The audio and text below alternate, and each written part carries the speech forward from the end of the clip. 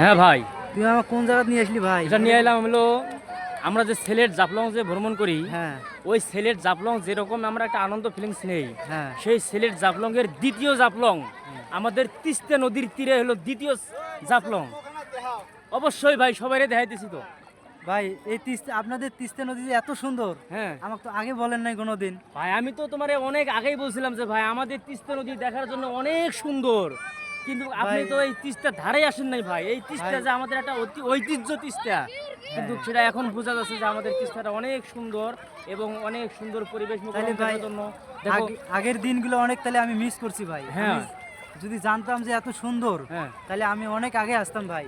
আচ্ছা, আমি তোমারে প্রতি ঈদে দাওয়াত দিলাম যে তুমি আমাদের এই তিস্তায় প্রতি ঈদে ঘুরতে আসবা, ঘুরতে আসবা। এবং এই তিস্তার যে একটা ঐতিহ্য আছে, যে তিস্তা নদীর তীর দিয়ে যে অনেক রকম দোকান বসে এবং অনেক লোকজন হয়, সেখানে একটা আমরা জাফলং, যেখানে আমরা বলি সিলেট জাফলং সুনামগঞ্জ, যে একটা ওখানে আমরা যে নদীর যে একটা পাথরের পানির অনুকূলে একটা অনুভব নেই, সেই ওই জাফলংয়ের মতন এখানে আমরা তিস্তা নদীর তীরের মধ্যে আজকে পানি দিয়ে হাঁটতেছি।